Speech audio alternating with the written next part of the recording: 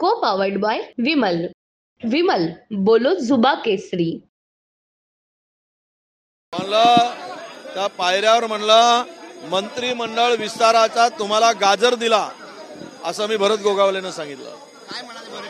ते म्हणले भरत गोगावले म्हणाले हा गाजर हा मी पाहिला, आता मी गाजर खाऊनच जगतो म्हणाले. आणि त्यांना माहिती आहे आता गाजरशिवाय दुसऱ्याला त्यांची आहे. सत्ताधारी बॅनर दाखवत आहेत, राहुल गांधींची खिल्ली उडवत आहेत. काय म्हणतात असं आहे.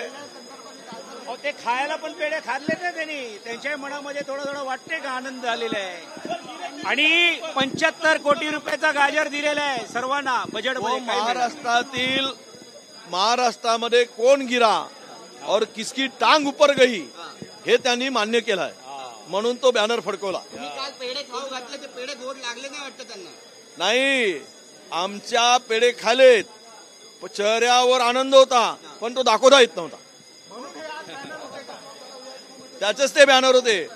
ते बॅनर स्वतःच्या नेत्यांच्या अपयश लपवण्यासाठी, स्वतःच्या नेत्याची कारकिर्दीवर आलेलं जे काही अपयश आहे ते झाकण्यासाठी हे अशा प्रकारची बॅनरबाजी केली. बजेटमध्ये प्युअर गाजर दिसणार आहे. सरकारची तिजोरी खाली आहे. 7,11,298 कोटीचं कर्ज झालं, पैसेच नाहीत. आणि महाराष्ट्र गुजरातच्या मागे गेलाय.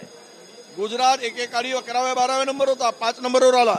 तेलंगणा मागे होता, तो पुढे गेला. आणि महाराष्ट्र गाजर हलवा, सरकार चालवा, एवढंच काम राहील.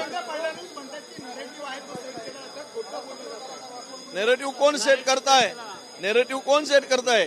परवा काय झालं आपल्या पुण्याच्या प्रकरणामध्ये? जे मुख्यमंत्री आज सांगतायत की आम्ही नेरेटिव्ह सेट करून निवडणुका लढल्या, तुम्ही काय केलं? जे आता काढतो ना मी हाऊसमध्ये, कुठला नेरेटिव्ह सेट करायचं काम केलंय? सगळं नोट आहे ना आमच्याकडे. विषय नेरेटिव्हचा नाही, अपयश मान्य करणं. तुमची कारकीर्द ही राज्यातील या महायुती सरकारची वादग्रस्त, डागग्रस्त, कमिशनखोर, टेंडरबाज अशी ओळख झाली आहे. तुम्ही तिजोरी लुटली इन्फ्रास्ट्रक्चरसाठी. 40% कमिशन खाणारं सरकार महाराष्ट्राच्या इतिहासात कधी आलं नाही.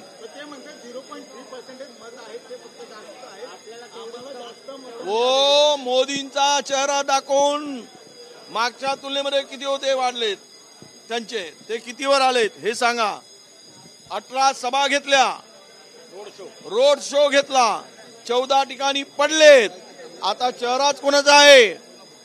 हा 3-4 ठिकाणी 30% आम्ही वाढणार आहोत.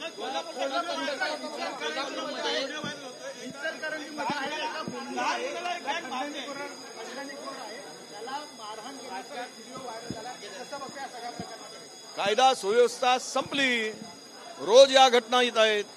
गुंडांचं राज्य आणि गुंड पोचणाऱ्या मंत्र्यांचं राज्य, एवढीच आता महाराष्ट्राची ओळख शिल्लक आहे.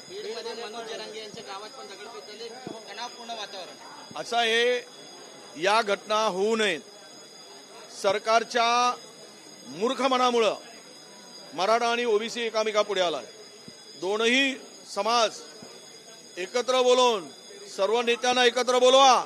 महाराष्ट्रामध्ये कुठलाही ओबीसी वर्सेस मराठा वाद होणार नाही, याची काळजी सरकारने घेतली पाहिजे. कोणाचाही त्याला विरोध नाही आणि असायचं काही कारण नाही. को पावर्ड बाय विमल. विमल बोलो जुबा केसरी.